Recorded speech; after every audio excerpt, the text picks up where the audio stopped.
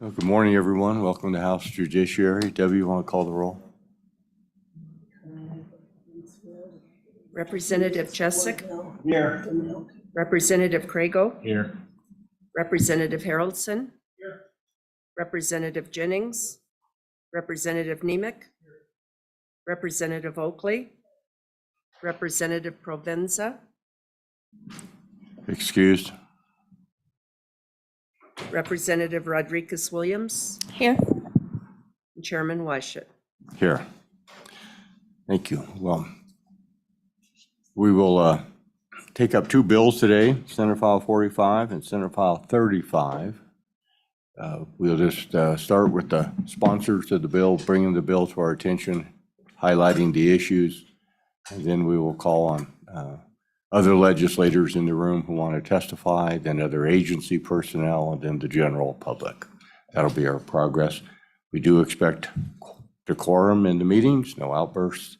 These are not topics today that would typically generate much energy in the room, but always caution everybody. So Senator Nethercott, welcome to House Judiciary, and take us through Senate File 45. Thank you, Mr. Chairman. Maybe there'll be some excitement this morning with this bill. Wake us all up on this Monday morning at 8 a.m. It's good to be here with you with House Judiciary. Good representatives, you have in front of you Vulnerable Adults, Civil Cause of Action 2. What this bill is and what it comes from is the Mental Health and Vulnerable Adult Task Force that met throughout the interim. And this is essentially that task force's bill.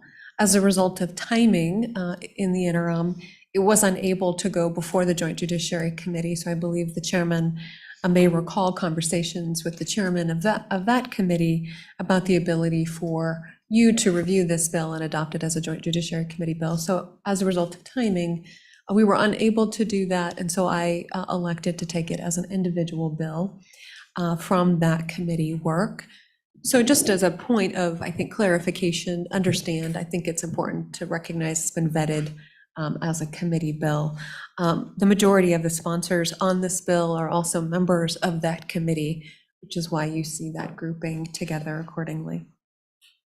One of the purposes of the Vulnerable Adult Task Force was to understand different gaps in the law or resources that could be provided to vulnerable adults. What is a vulnerable adult? It is defined in statute. Unfortunately, I failed to bring that statutory definition, but it is defined in statute. But it's not limited to what we traditionally think of as a vulnerable adult, of an elderly person who's unable to care for themselves. It is all adults who might be in that situation. But this really is, I think, focused on that traditional older adult that may be in a vulnerable situation. What the bill requires is that a civil cause of action for the recovery for a vulnerable adult that has been exploited, also defined in our laws of what exploitation means. And it expands and creates a cause of action and expands the scope of who can bring that cause of action on behalf of an exploited vulnerable adult in order to gain that recovery. What we learned through the interim and what we know is that oftentimes the individuals who may be identified as being able to act for that vulnerable adult are hesitant to move forward with this, or that vulnerable adult hasn't identified those individuals in a position to do so. And so this really expands that scope of who can bring that litigation on that vulnerable adult's behalf. It allows for 3 types of recovery. One is considered compensatory damages, and that means to make the individual whole. And who the individual here is, in this case, would be the vulnerable adult, not the person suing on the vulnerable adult's behalf, but the vulnerable adult themselves. Punitive damages may also be available, and that would be determined by a jury or a judge as what would be an appropriate amount of punitive damages. And punitive damages are those types of damages intending to punish for the conduct that occurred, punish and prevent that type of conduct. And then reasonable attorney fees can be recovered for the litigation that's brought. And so if you go through on page 2, it identifies all the individuals that can bring forth this type of cause of action. Looking at page 2, lines 6 through 7, we have kind of those typical legally designated individuals that can do this, which would be a vulnerable adult guardian, and that's a court-appointed guardian, or a conservator, which would be a court-appointed conservator, or other fiduciary, which would be a guardian conservator, or perhaps a power of attorney. That would be the only other legal designation where someone would be in a fiduciary role, is if they were a power of attorney. Important to note here on lines 9 through 10, the personal representative of the estate of a deceased vulnerable adult. This oftentimes the theft or the exploitation of the vulnerable adult doesn't get discovered until perhaps after they're dead, or even if they're still alive, there's just an inability to pursue it on their behalf, perhaps before they pass away. And this does allow for justice to be sought and recovery to be received for that vulnerable adult's heirs or their estate from that exploitation before they pass. Here's lines 12, that vulnerable adult's agent, that would be that power of attorney. Line 15, spouse, parent, or descendant. 18, a person authorized to make healthcare decisions, which is not typically what you consider as a power of attorney. There are two different kind of types of that, one for finances and one for healthcare. A person who would qualify as a presumptive heir of a vulnerable adult. That continues into page 3 of a potential beneficiary or someone who may have a contractual right via a trust, a caregiver, or someone else who presents a sufficient interest in the interests of the vulnerable adult's welfare, a person to accept a power of attorney, and then healthcare facilities that can bring the action on behalf of the vulnerable adult. That's the bill. It's pretty simple, but I think provides a really important tool to our vulnerable adults to prevent exploitation and also to provide recovery for that exploitation. Happy to stand for questions, Mr. Chairman. Committee, any questions? Representative Shostak. Thank you, Mr. Chairman and Senator. Thank you for bringing this bill to us. It looks like it pretty much tracks existing law. It does make a few changes to existing law, including the attorney's fees provisions and some of the people who can bring the lawsuit. The question I have is, by specifying punitive damages on line 14 at the bottom of page 1, continuing on to page 2, are you intending to make any changes in the level of proof required to acquire punitive damages? I mean, there are already, anybody who has a cause of action where the conduct is egregious enough already has a right to punitive damages. Is there any intent to change that or make it more easy or more possible for vulnerable adults to get punitive damages where other folks might not be able to? Senator. Mr. Chairman, I'm not sure that some of those, I'm not sure punitive damages are always available depending on the type of conduct as alleged. I think it's important that it's expressly stated in statute that punitive damages are authorized before a court would allow for punitive damages to be sought. In this case, jury instructions also provide the appropriate remedy associated with the standard of proof for punitive damages. I guess what I would ask is, you know, what the representative thinks would be the standard or the burden of proof in this case. Representative Shostak. Well, punitive damages, there's already existing law as to when punitive damages are available. It depends on the level of misconduct by the defendant. In some cases, I mean, there's a body of law already about when anybody, vulnerable or not, can recover punitive damages. And I guess my question is only, are you intending to change any of those rules that exist about when punitive damages would become available? Senator. Mr. Chairman, the bill is silent as to the burden of proof. I think it's possible that a court could find either a preponderance of the evidence or clear and convincing standard, depending on the facts as alleged. If the representative would like to evaluate those two civil burdens of proof, I'm happy to have that conversation. Further questions? Representative Jennings. Thank you, Mr. Chairman. Senator Netticott, always good to see you back in Judiciary. Well, I appreciate you bringing this bill. Looks like a lawyer's dream come true. And my questions come off of page 3. could you define for us in line 8, someone that demonstrates sufficient interest? It seems like that might be kind of vague. I mean, is that, hey, I like your dog, I like your cat? And then you want to answer that one and then go to the next one, Chairman, or you want me to ask the second one? Go ahead. So the second one would be on line 11, Senator.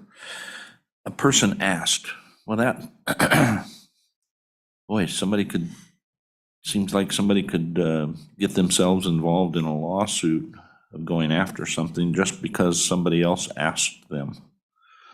So those are my two questions. Senator? Mr. Chairman, great questions about kind of the broadness of who can bring a cause of action.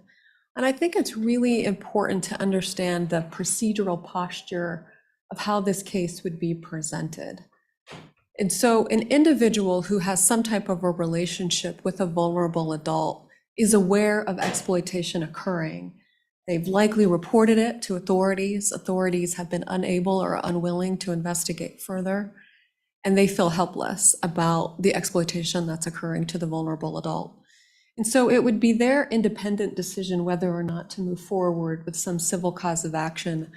Important to be mindful that they would have to seek private legal counsel and pay those costs. They would not be able to access the vulnerable adult's money without legal authority to do so.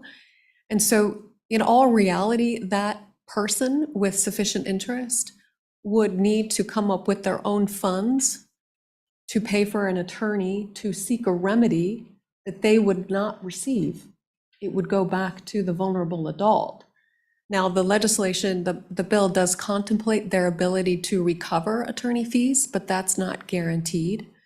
So it doesn't involve anyone in litigation that they wouldn't voluntarily choose to be a part of in a very significant way. So when we look at some of the factual scenarios that we've observed of how this exploitation occurs and what are those scenarios, oftentimes these individuals are isolated in some form or fashion. And so who presents a sufficient interest in their lives at the time the exploitation begins or at the time that they become vulnerable, I think is unique. Sometimes that's a neighbor, right, who has maintained kind of a general neighborly relationship but doesn't know them very well until they become more and more vulnerable, and they then check in on them more frequently and really increase that level of relationship, and they would have a sufficient interest. Now, that is something that could be challenged by the defendant or an opponent in one of these types of litigation, that the individual bringing the cause of action doesn't have that sufficient interest, and the court can bear that out. The same as on line 11, page 3, a person asked to accept the vulnerable adult's power of attorney. Oftentimes, who the individual may ask first or select first is oftentimes maybe a family member who doesn't live nearby. That child who has moved across the country as a result of job and family, and so through the advice of counsel or other recommendations, probably not counsel, but other recommendations, has chosen a power of attorney who may be closer to them in proximity and lives in their town. But the person who they asked first, who declined, still is a person of trust in that vulnerable adult's life. And so want to make sure that that is covered as well, or that would be a factor to consider. Follow up? Thank you, Mr. Chairman. Senator Nethercott. Just appreciate that definition. But I can see a scenario that, say a person that had some wealth and they had a caregiver and they went to their favorite restaurant on a regular basis. And they had a waiter or waitress there that they preferred. And they were always demonstrating sufficient interest in that person's life and asking them. And one day the vulnerable adult is angry with the person that takes them there. It seems like that they could easily, and it looks like this opens that up to they could say something like, boy, I wish you were my power of attorney. I wish I'd asked you first, or, demonstrated. And it looks to me like it's opening that up to a very broad area where you could conceivably have people that genuinely had an interest, but they also maybe were looking for an easy place to go after a vulnerable adult's wealth. Senator? Mr. Chairman, really important distinction here that I've struggled with kind of communicating. The potential plaintiffs identified here, and they're actually not the plaintiffs. They are acting on the plaintiff's behalf. And so that waitress, perhaps being, approached by that vulnerable adult about, I wish you were my power of attorney, is actually not an expression of being asked to be the power of attorney, one, just a distinction there, but that's a lawyerly distinction. But let's say that waitress decided to move forward and bring a cause of action. What does that mean if she's able to bring a cause of action? She would be suing probably the power of attorney for that vulnerable adult. She would have to demonstrate that the power of attorney had exploited that vulnerable adult. And then if that proof was provided to a court of exploitation by that power of attorney, then where does that money go? And again, as I indicated, that money goes back to the vulnerable adult, not to the waitress. And so the waitress, by bringing this cause of action on behalf of the vulnerable adult, is at a greater risk of losing her own money than getting the vulnerable adult's money, because she would have to front the attorney fees, prove exploitation, and then the court may allow her to recover those attorney fees, and that would be limited. But in no way does the person who's bringing this litigation on behalf of the vulnerable adult get access to the vulnerable adult's finances. Does that make sense? Yeah. Further questions for the senator? Anyone else in the room? Did you want to have testify on this bill, Senator? There's Okay. no one I'm seeking. Very good. Witnesses in the room, testify on Senate File 45. Mr. Winnie?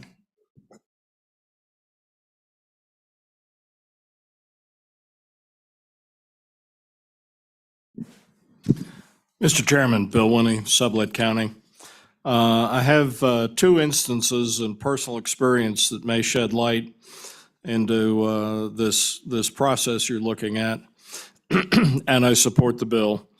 In the first case, my father passed away from emphysema in 1997, and following his passing, I had occasion to sit down and talk with the doctor that was treating him. And it turns out you have, with emphysema, about a 10-year slide in dementia. Minor at first and increasing across the 10 years. And I had kind of noticed that in his behavior, but what's germane to this bill is it became clear after he passed that a tradesman that he was using to do things had gotten access to his checkbook and had written checks to himself, and that I believe totaled about $40,000 over an extended period. I was on active duty in the Western Pacific at the time. My sister was the executrix of the estate, and she declined to go through with anything. But the point is, this guy had access to a checkbook. You could see checks that were written for even, $100 here, things like that. In the second case, I observed my father-in-law who passed away. He was a 100% disabled veteran. He was a veteran of Bataan Death March and Japanese prisoner war camp. And he came down with something with his pancreas. They never would quite call it cancer per se, but nevertheless, he was given about a 13-month time horizon. And one of the executrixes, there were 3 executrixes on the estate, my wife being one of them, her husband was taking him down to therapy at the VA clinic in the Baltimore area. And we again discovered later on that checks were being written out of the account for even amounts, $100, $50, $200. And my wife, being one of the executrixes, was decided she wasn't in a position to go after it. But my point being, this dementia aspect is exactly what you're looking at. And the ability to go back when those kind of things happen is what the senator is talking about. And so I believe this bill is important, and I support the bill, and subject to your questions, thank you. Thank you, Mr. Winnie. Any questions? Appreciate you being here this morning. Others wishing to testify on Senate File 45? Good morning, Ms. Lance. Beth Lance, on behalf of the Wyoming Trial Lawyers Association. The trial lawyers are in support of this bill. Certainly as an organization and association, our attorney members work to advocate on behalf of consumers, work towards advocating on behalf of personal rights, and I think this really fits right in with the work that our members seek to do on behalf of our clients, and certainly support all the intention here from the task force, and looking to create a way in which to help protect our state's most vulnerable adults. And I would stand for questions. Representative Chestic. Thank you, Mr. Chairman. Ms. Lance, I'll also ask your opinion about the punitive damages. And in your view, does this bill change the circumstances in any way under which somebody is entitled to get punitive damages? Ms. Lance. Mr. Chairman, Representative Chestic, I don't believe this bill does make those changes. I think the current rules regarding punitive damages simply would apply to these causes of action as well. Just curious, Ms. Lance, are there any limits on punitive damages under existing statute, or is it up to discretion of the court?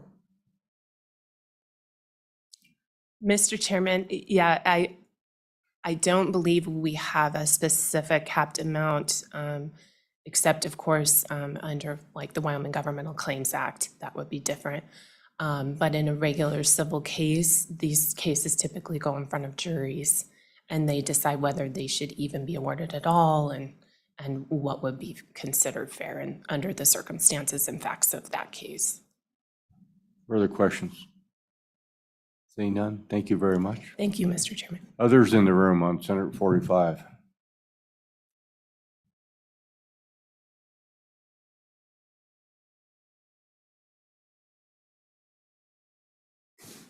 Good morning on this Monday morning. Bright and shiny that we are. Morning, Mr. Chairman, representatives. I'm Tom Laycock on behalf of AARP Wyoming. We're a membership organization that represents those age 50 and over in the state of Wyoming. We support the bill. We are asking you to move the bill once it gets upstairs. If it gets upstairs, we'll certainly be working the bill.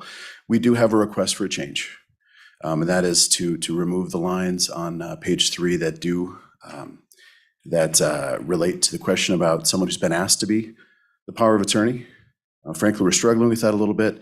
Our overview of the bill comes from having worked with our attorneys at AARP, who deal in elder law on a constant basis, as well as the American Bar Association's Commission on Law and Aging.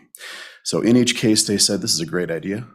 However, it becomes a little bit too open-ended when you have someone that's able to say, this person asked me to be their power of attorney without any sort of supporting documentation behind it. Our concern is that someone who already has their tentacles into someone financially would be able to pay for an attorney to go ahead and try to sue on behalf of the vulnerable adult. And frankly, it just makes it a little bit too open. Having followed around the task force all summer, they did a great job. They really put in the work. We support what they're doing. We support the renewing the task force. Love the bill, but once again, those two lines are probably a little bit further than we'd like to go. Questions? Representative Provenza. Thank you, Mr. Chairman. Mr. Laycock, was this part of the conversation in that committee? Did this come up at all, or is this kind of the first time that this has been brought up? Mr. Leacock? Chairman Washit, Representative Provenza, to my knowledge, this is the first time that those particular two lines came up, as well as the nursing home. Everything else before that, we thought we liked. And like I said, still do. So we appreciate what's the bill's trying to do. Further questions? Representative Jennings?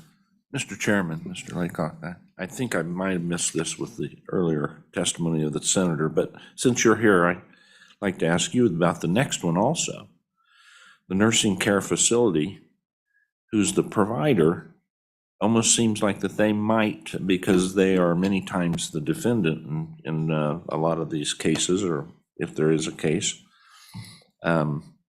This seems like this opens this up for them to turn around and be perhaps adversarial towards their client. Is there any concerns there on 14 and 15, lines 14 and 15, page 3? Mr. Leacock? Chairman Washit, Representative Jennings, we did have some concerns with that as well in terms of, is the question, could they then sue on behalf of the vulnerable adult in an attempt to pick up civil damages if, for example, that person's account is behind? It seems like a pretty awful group that would try to do that, but I suppose that doesn't mean that it couldn't happen. Further questions? Representative Craigle? Thank you, Mr. Chairman, Mr. Laycock. So let's assume the situation where we have a resident in a nursing home facility. They have no family. We have no known relatives. They've ended up in a nursing home facility. We don't even have a power of attorney. We have no documents whatsoever assigning their interest to somebody. Are we saying we don't want the nursing home to be able to represent the interests of that person? They know they're being taken advantage of somehow, some way. Or are we willing to just X that out of the scenario where we could protect these folks? Mr. Leacock? Chairman Washit, Representative Craigo, it's a reasonable scenario. We've talked to our friends at Leading Age, and there was one instance where they said, it would have been nice because we didn't have law enforcement and APS talking to each other at that point, and that's another bill that you guys have moved forward. So hopefully that would be less likely. But it's, certainly there's room for both good actors as well as bad actors within that provision. Anything further? All right, thank you for being here this morning. Others in the room, Senate File 45. Anybody on Zoom? No one on Zoom? Seeing no one, we're going to close public comment. Or Can I ask a question of the sponsor? yeah, sponsor come back up. We have a little discussion. Representative Craigle. Thank you, Mr. Chairman, Senator. So if we look at these bottom two provisions, which seem to be causing people the most angst, would you agree with me that they actually would fit into the provision above that where the language is demonstrates sufficient interest in the vulnerable adult's welfare? I mean, couldn't they both, if we ended up taking those two provisions out, wouldn't they also just fit within that language? I mean, because that's really what we're saying is these two groups have that person's best interest at heart. Senator? Mr. Chairman, I would not agree with that. I would say that the one more likely to agree with is lines 11 through 12. For clarity and correction, this issue was brought before the task force, most obviously, right? Reading through this on a course, that is a broad class of people who could sue on behalf of a vulnerable adult. I want to draw everyone's attention, though, if I can, and I think you understand this, but I feel like I need to underscore the concern. On page 1, line 14, the vulnerable adult may recover actual damages. It doesn't say the nursing home. It doesn't say the power of attorney. It doesn't say anyone else but the vulnerable adult may recover damages. So no one else can get money that has been wrongfully taken from that vulnerable adult but the vulnerable adult. Fact. So, and this bill does not authorize the individuals who may bring this litigation to somehow have a power of attorney authority on behalf of the vulnerable adult. So if you bring this lawsuit, let's say you're that person with a sufficient interest, you don't become the power of attorney for the vulnerable adult. You can't start writing their checks because you've chosen to sue someone who you are accusing of exploiting the vulnerable adult. That also does not occur under this bill draft. So I think the concerns as identified by AARP are fair, but cursory. And I mentioned this on the other side when the bill was before the committee and these concerns were brought up. And this was discussed in the committee minus the nursing care facility, which was added in consultation with practitioners for this concern. And my response to the AARP lawyers, not to Mr. Laycock, who is brilliant and was an active participant and very helpful in crafting all of the legislation out of the task force, is that likely the concern from those AARP attorneys was a very cursory review of, gosh, that's really broad language, and could that invite mischief? And I think on initial review, that analysis is correct until you understand the mechanics of how it works on the ground. And then that concern goes away. Now, if you want to strike 11 and 12 because you believe lines 7 through 9 are adequate, go ahead, but the committee did indicate this, and I'm defending the committee's position. That is not the case, I don't believe, for lines 14 through 15. I think any kind of nursing care facility wants express authorization that they can do this. They're just not that confident or litigious or interested in doing these types of things, I think, without express authority to do so. And there's, I think, multiple reasons why they would be an appropriate entity to act on behalf of a vulnerable adult's behalf. Although I think very, very unlikely that they ever would. I do just think that that tool in the toolbox would be very helpful for them. Representative Provenza. Thank you, Mr. Chairman. Senator, I'm anticipating questions on the floor about some of this language. So could you just walk me through in layman's terms kind of the process if someone were to say that they're trying to demonstrate sufficient interest? What does that process look like for the judge that is maybe receiving that case? Senator.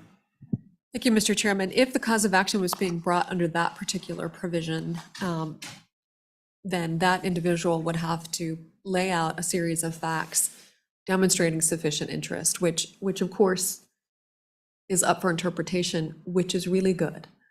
So the law, both we and the courts, cannot identify every potential interhuman relationship scenario that would justify sufficient interest based on the facts of the vulnerable adult and the facts of that relationship.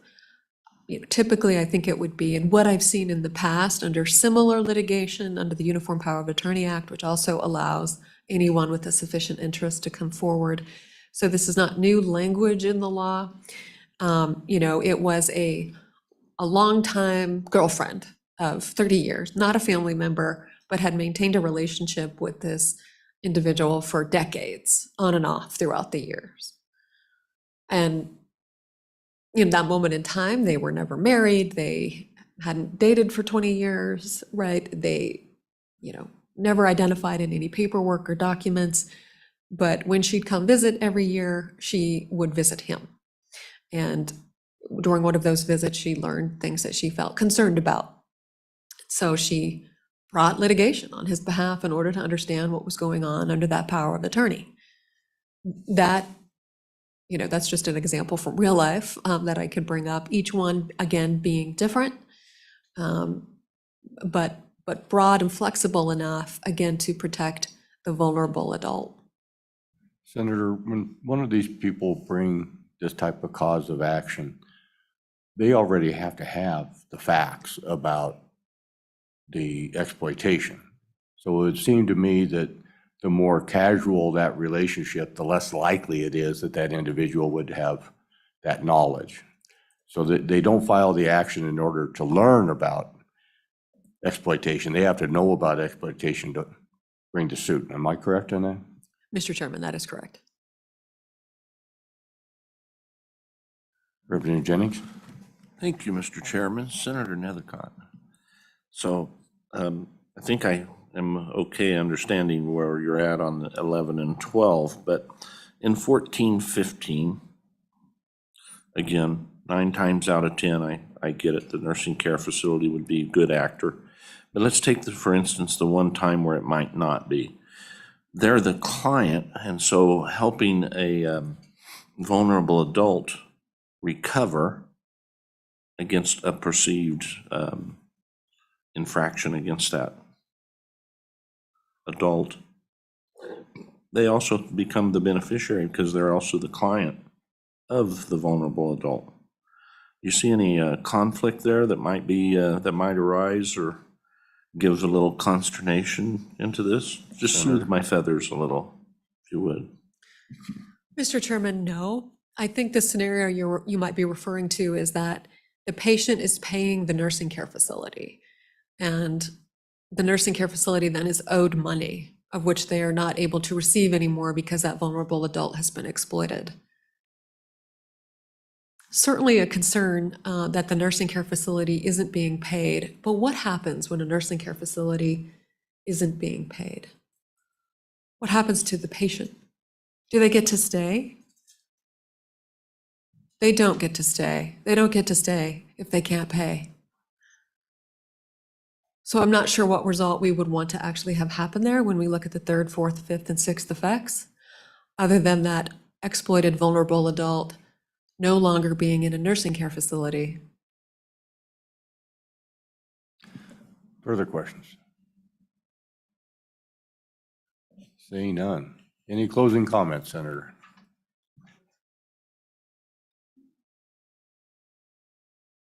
All right, committee, I'll close public comment.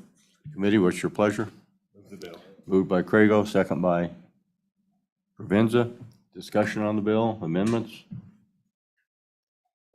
Representative Shestak. Thank you, Mr. Chairman. I would propose an amendment to delete line on page 3, lines 11 through 13. Is there a second? Second by Jennings. Discussion, Representative Oakley. Thank you, Mr. Chairman. I'm going to be a no vote. I've heard what the senator's trying to say, and I think it's important. I was going to ask about this, but then the reality is she said it. So in the end, it's just a policy decision, but not trying to not trying to be rude or anything, but Mr. Laycock said, you know, the concern on 11 or 12 was if somebody has their tentacles in the vulnerable adult. And again, I think those fears can be allayed by understanding the process that person doesn't become a beneficiary of this or recover from this. So I don't think it's necessary to remove this. Further discussion, Representative Crago. Thank you, Mr. Chairman. I agree with Representative Oakley. I'll be a no on the amendment. I actually think it's more likely that the people with tentacles, so to speak, are probably going to fit into some of the other categories, i.e. beneficiaries, heirs, et cetera. It's less likely that some random person, the neighbor, i.e. who's actually does have the best interest and is not likely to receive anything from that person. So I'll be a no. I think we keep it the same as it is. The bill's been worked. We can continue to talk about it, but I'll be a no on the amendment. You have a question? Question? Question called. All those in favor of Representative Shestak's amendment to strike lines 11 through 13 on page 3, say aye. Aye. Those opposed, no? No. I think the noes have it. Further amendments?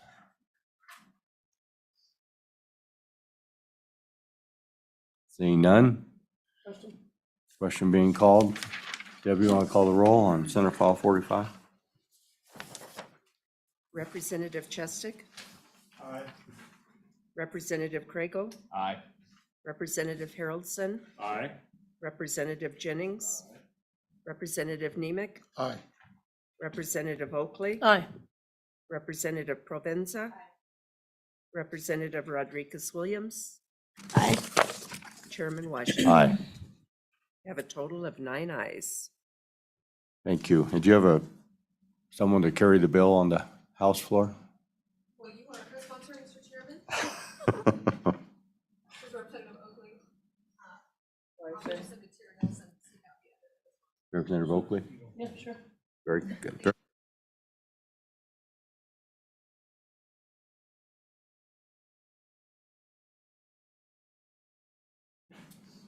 All right. I have to go to Senate Education, so Vice Chair will handle Senate File 35.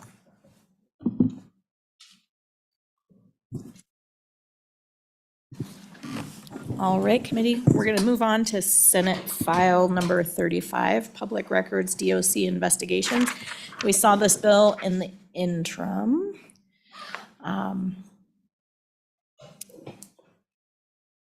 This bill relates to the Public Records Act and specifically affects our Department of Corrections. Mr. Shannon, if you'd like to, or Director Shannon, if you'd like to come up.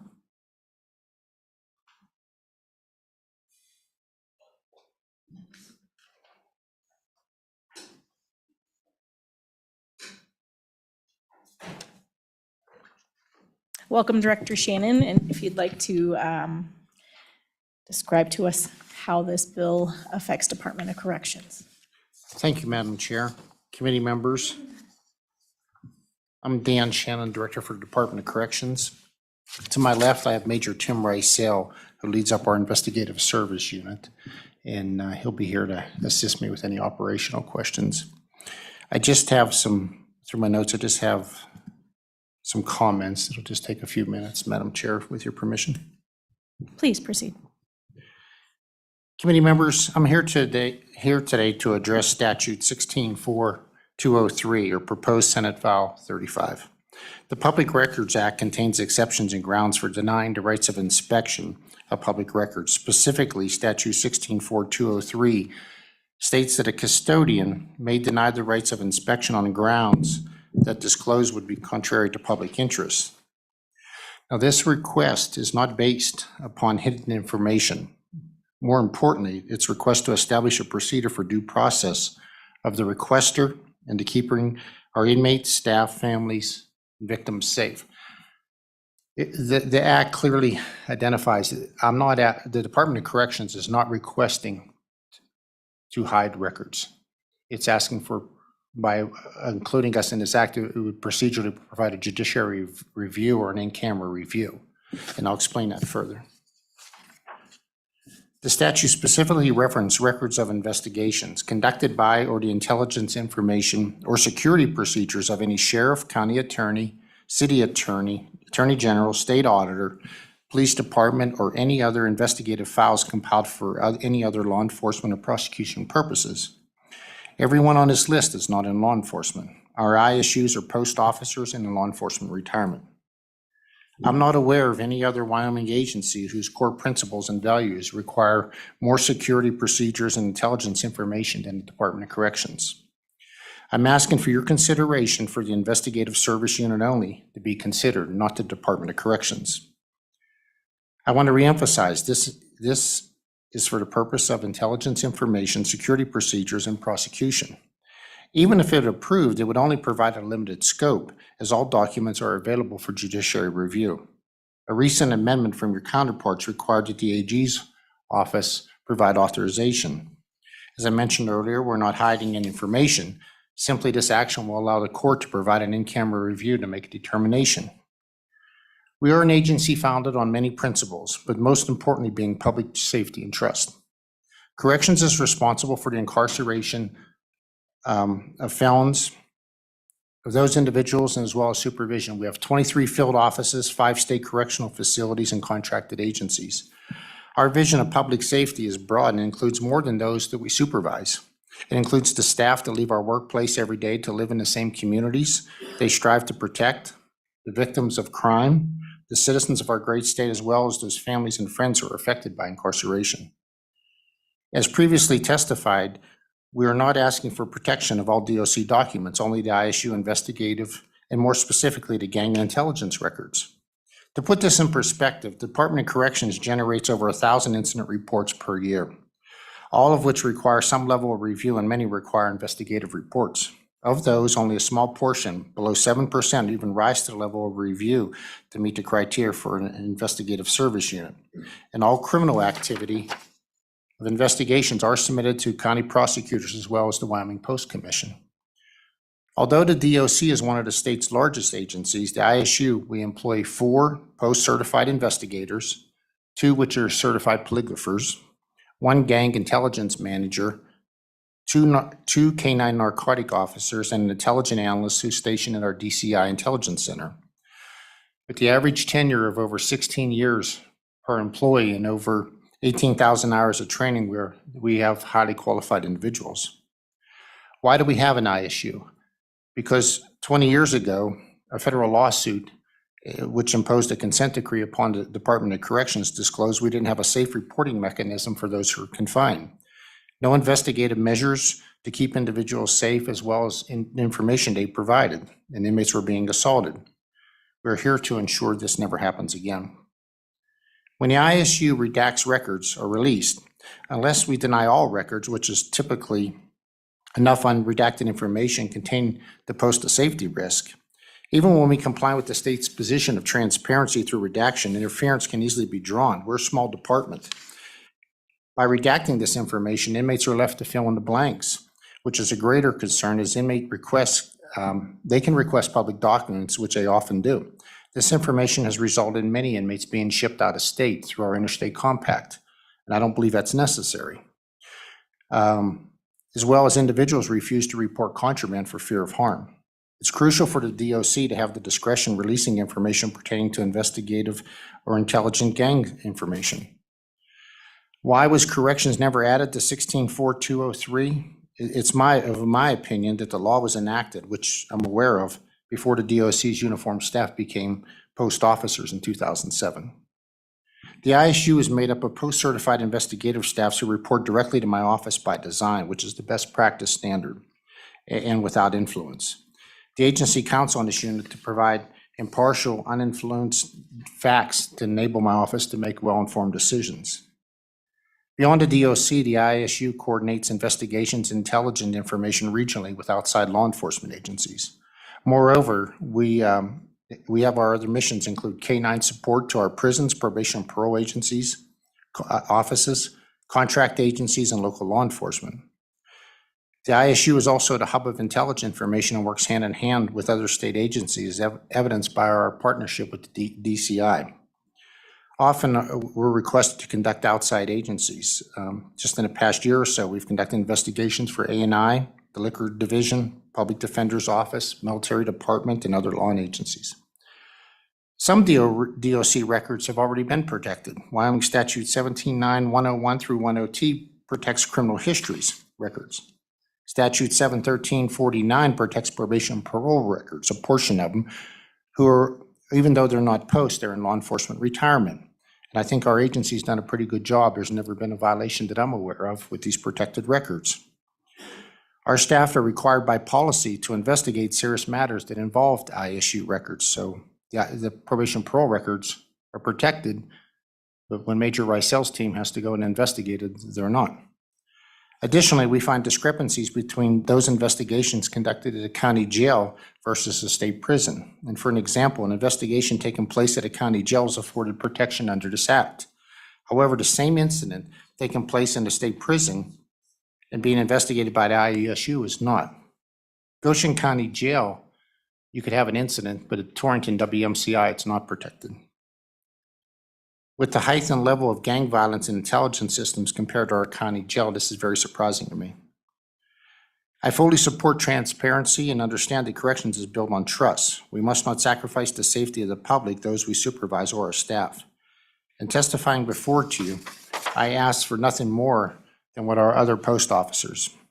The DOC will continue to provide transparent information to the public, but this very specific request, and I ask for your support in protecting this sensitive information. In 2023, we received 559 public request information that involved over 30,000 articles. Less than 20% were non-incarcerated Wyoming citizens. The remaining 80% were out-of-state residents, inmates, and those we supervise, requesting thousands of documents, including the sensitive investigative material. The current statute protects documents to put individual in prison, but does not protect the documents necessary for their safe incarceration. Those listed in 164203 may interact with these confined individuals for a few hours, but we're entrusted to make sure they receive their constitutional right for years, and for many for the remaining of their natural life. In conclusion, our request is based, once again, for security intelligence information and only through the ISU, not the Department of Corrections. There's no fiscal impact upon this request, but I do believe there's a cost for not taking action. Madam Chair, I stand for questions. Thank you, Director Shannon. Any questions of Director Shannon? Representative Haroldson. Thank you, Madam Chairwoman. Director Shannon, thank you for coming today and bringing this.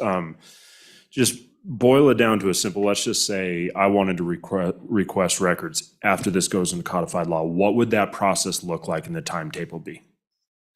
Madam Chair, Representative Harrelson. Director Shannon. Over 93% of the records you would receive within 30 days. If it involved the records that involved gang intelligence, things of that nature, we would redact them. If you have an opportunity, we could submit it for judiciary review. We could ask for an in-camera review. It could go before the ombudsman. The records are eventually going to be released, and especially once the investigation is done. So I'm not asking to hide any records. I'm asking for an opportunity to present a case to say this is going to get someone hurt, and I can have the major provide some examples of what takes place daily. Any additional questions? Representative Chestic. Thank you, Madam Chair. Director Shannon, I just have a question for you. I'm not quite sure how some of the language works on line 8. So this is a list of agencies that may withhold certain records of investigations. But the words that I'm not sure how they work are upon approval by the Attorney General. Is that intended to be a one-time, we think DCI is in or out, or is that to be on a case-by-case basis every time there's a request for records, the AG has to weigh in whether that particular request should be approved or not? Director Shannon. Madam Chair, Representative Chestic. That language, that amendment was placed in by the other half of Committee 1. I didn't have a concern with the matter, and reason being, I really don't know how effective that would be. And reason being is any policy change within a department has to have an AG review to begin with. And if there was if in the event that I chose, at this time, I could not choose to say we're going to hold any records, I would have to have the AG review. That amendment was brought forth and approved by the committee. I don't really know how effective that would be, but it's automatic now on every policy the Department of Corrections has. Follow-up, Representative Chestic. So from your point of view, you don't have a problem with that language? Madam Chair, Director Shannon. I'm sorry, Madam Chair. Madam Chair, Representative Chestic, I don't, if it helps keep the individual safe. It would take place regardless. Additional questions of the director? Seeing none. Thank you, Director Shannon. Major. I want to provide some examples. Madam Chair, may I have the Major just make a few comments of examples so the committee understands? Sure. If Go I'm ahead, not saying Major. it correctly. Madam Chair, members of the committee, thank you. My name is Tim Ricel, Chief Investigator for the Department of Corrections and Investigative Services Unit Manager. One example I think would be a good one for you to hear is a serious assault that we had take place at one of our institutions, ended up having an inmate be paralyzed for the rest of his natural life. As part of the records release for that, we had an individual who was a gang member, former gang member, was being protected in the state of Wyoming for various reasons. That individual was trying to do the right thing He had pertinent knowledge to that particular assault. When we went up there and investigated, and this is a joint investigation, this is where things start overlapping between outside law enforcement and our investigative services unit. When we went up there and met with that individual, he was worried, he was scared because somebody just got seriously assaulted. He didn't want that for himself, but also knew that he had information that he needed to provide. So he did so. Eventually, through a records release, that individual, not specifically named, but through inferences, like Director Shannon talked about, through inferences, they were able to determine that he was a concern. What happened is I had to go, I felt like I had to make that right. I went up there and I sat with that guy, looked him straight in the eye and told him, you did the right thing, but you can't stay here anymore. And that was a tough pill for him to swallow, because Wyoming was a good place for him to be as far as incarceration. He had a lot of years left, I think 2 decades. Programming was beneficial for him, et cetera. But we had to send him out of state for protection purposes. So that's one example. There's several others. If you have any other questions, I'd be happy to stand for questions. So real quick, just on the joint investigations, there is a situation where we do joint investigations internally for the Department of Corrections, but it also affects outside law enforcement, or they're doing their own investigation. If we close our investigation, but they have not closed their investigation, we run into a real officer safety issue there, where our record could be released. They're still in the active portion of their investigation, but it's not our investigation anymore. That becomes an officer safety issue. I think that's a concern that should be brought to your attention also. Representative Craigo. Thank you, Madam Chairman. This is actually a question for the director. I just want to go back to this upon approval by the Attorney General language, because it just doesn't read right to me.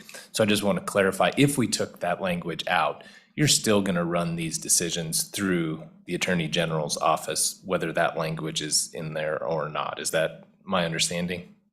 Director Shannon. Madam Chair, Representative Craigo, that is correct. Any additional questions for Department of Corrections? Okay, seeing none, thank you. Do we have any additional public comment on Senate File 35 in the audience?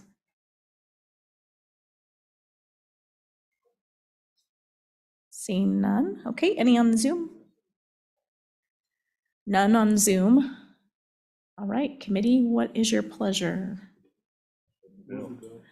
Moved by Representative Craigo, second by Representative Chestick.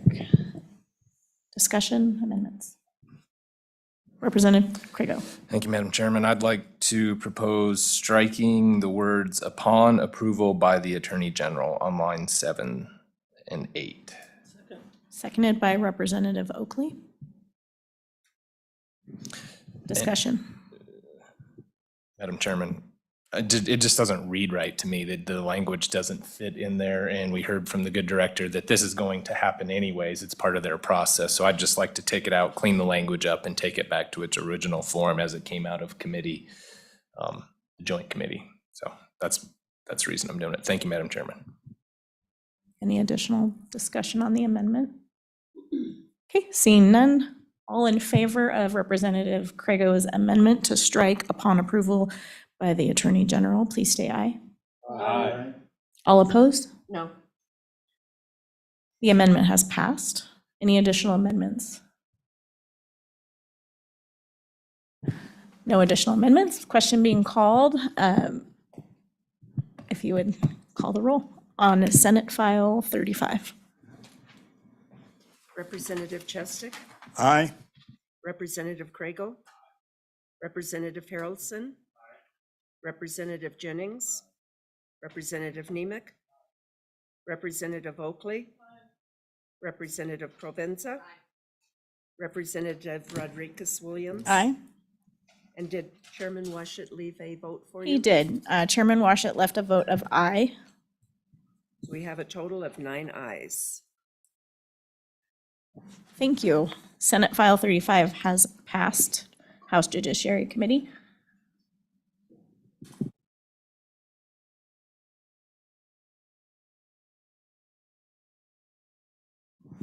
Do we have anybody from the committee that would like to carry this on the floor?